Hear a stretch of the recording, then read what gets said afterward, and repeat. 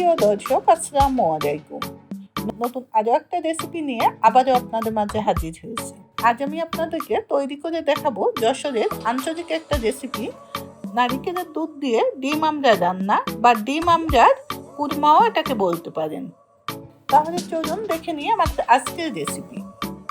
আমি এখানে 7-8টা আমড়া নিয়েছি, আর আমড়ার উপরে খোসাটা ফেলে দিয়ে আমি মাঝখান থেকে এভাবে একটু কেটে নিয়েছি। আমড়া যেহেতু সিদ্ধ করার পরেও খুব বেশি একটা নরম হয় না, তাই এভাবে যদি কেটে রান্না করা হয় তাহলে এর ভেতর পর্যন্ত মশলাটা খুব সুন্দরভাবে ঢুকবে এবং খেতেও কিন্তু তখন এর স্বাদটা বহুগুণে বেড়ে যাবে। আর 4টে আমড়া আমি একটু গোটা রেখেছি। যে আমড়াগুলো আমি একটু গোটা রেখেছি তার কিন্তু গাটা আমি একটু চিড়ে দিয়েছি।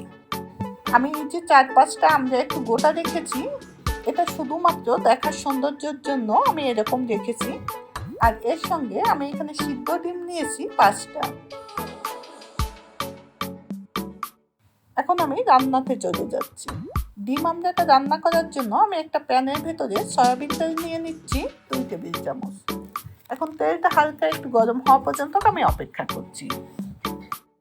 তেলটা হালকা গরম হলে এর ভেতরে আমি ডিমটা দিয়ে দিচ্ছি। ডিমটা দিয়ে এটা আমি হালকা করে একটু ভেজে নিচ্ছি। আর ডিমটা ভাজার সময় আমি এর ভেতরে সামান্য একটু লবণ দিয়ে দিচ্ছি।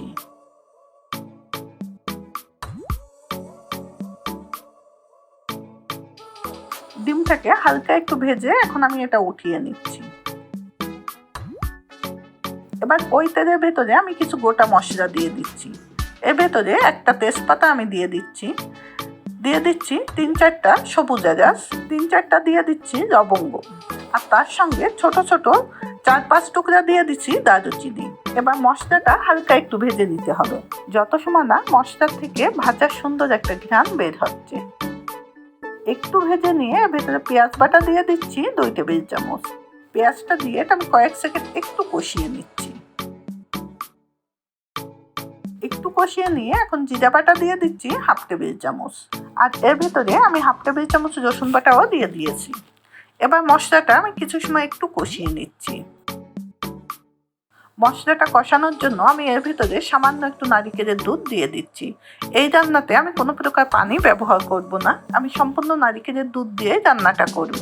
দুধটা দিয়ে এটা আমি আরও কিছু সময় একটু কষিয়ে নিচ্ছি। কিছু সময় একটু কষিয়ে নিয়ে এখন এর ভেতরে শুকনো মরিচের পাউডার দিয়ে দিচ্ছি আমি 1 চা চামচ। মরিচটা সম্পূর্ণ আপনারা আপনাদের স্বাদ বুঝে কম বেশি করে নেবেন। আর কুরমা জাতীয় রান্নাতে কিন্তু মরিচের পরিমাণটা একটু কম ব্যবহার করতে হয়।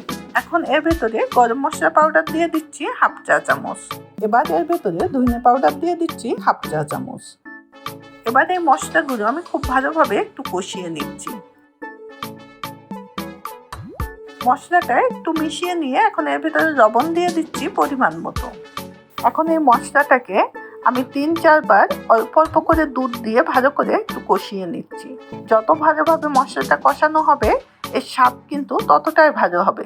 মশলা যদি ঠিক মতো কষানো না হয় তাহলে দেখবেন মশলাটার ভেতরে একটা খসখসে ভাব থাকবে, তখন কিন্তু এর স্বাদটা অতটা ভালো আসে না। তাই অল্প অল্প করে দুধ দিয়ে মশলাটা কয়েকবার একটু সময় নিয়ে কষিয়ে নিতে হবে।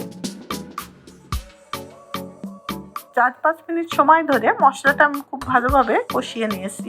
এখন এর ভিতরে আগে থেকে কেটে রাখা সেই আমড়াটা আমি দিয়ে দিচ্ছি। আর এই আমড়াটা কিন্তু আমি আগে থেকে কোনো প্রকার ভাপ দিয়ে নেইনি, আমড়াটা আমি কাঁচা অবস্থায় ব্যবহার করছি।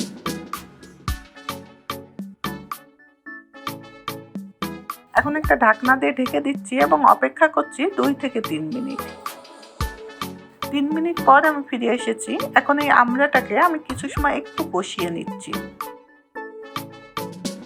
মিনিট খানিক একটু কষিয়ে নেওয়ার পর দেখতেই পাচ্ছেন মশলা থেকে তেলটা ছেড়ে দিয়েছে।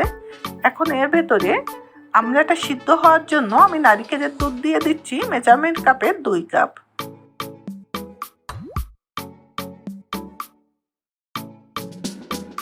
এবার একটা ঢাকনা দিয়ে ঢেকে দিচ্ছি এবং গ্যাসটা মিডিয়ামে রেখে আমি সম্পূর্ণ দুধটা শুকিয়ে আসা পর্যন্ত অপেক্ষা করছি।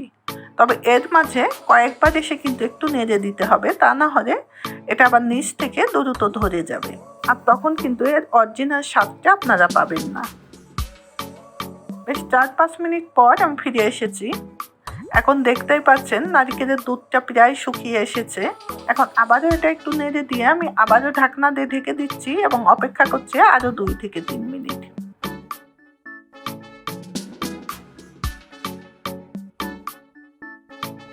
3 মিনিট পর ফিরে এসেছি। এবার দেখতেই পাচ্ছেন দুধটা প্রায় শুকিয়ে এসেছে এবং এর থেকে তেলটাও উপরে ভেসে উঠেছে। এখন আমি আগে থেকে ভেজে রাখা সেই ডিমগুলো এর ভিতরে দিয়ে দিচ্ছি। ডিমটা দিয়ে আরো 2 থেকে 3 মিনিট সময় ধরে আমি একটু কষিয়ে নিচ্ছি। আর এই পর্যায়ে গ্যাস কিন্তু মিডিয়ামের থেকেও কম রাখতে হবে। অল্প আঁচে একটু সময় ধরে যদি কষিয়ে নেওয়া হয় তাহলে সেই খাবারের স্বাদ কিন্তু বেশি ভালো হয়। 2-3 মিনিট সময় ধরে আমি কষিয়ে নেওয়ার পর এখন রান্নার জন্য আমি এর ভেতর নারকেলের দুধ দিয়ে দিচ্ছি আবারও মেজারমেন্ট কাপের 1.5 কাপ। এবার একটা ঢাকনা দিয়ে ঢেকে দিচ্ছি এবং অপেক্ষা করছি এর থেকে কিছুটা ঝোল শুকিয়ে আসা পর্যন্ত। আর এই রান্নাতে কিন্তু খুব বেশি একটা মশলারও প্রয়োজন হয় না। 2-3টা মশলা দিয়েই কিন্তু খুব সুন্দরভাবে এই রেসিপিটি তৈরি করে নেওয়া যায়। এখন এর ভেতরে আমি চিনি দিয়ে দিচ্ছি 2 টেবিল চামচ। মিষ্টিটা সম্পূর্ণ আপনারা আপনাদের স্বাদ বুঝে কম বেশি করে নেবেন। আমি প্রথমে 1 টেবিল চামচ দিয়েছি, পরে আমি আরও 1 টেবিল চামচ চিনি এর ভিতরে দিচ্ছি। আর এই রান্নাতে কিন্তু আমি কোনো প্রকার হলুদ ব্যবহার করিনি।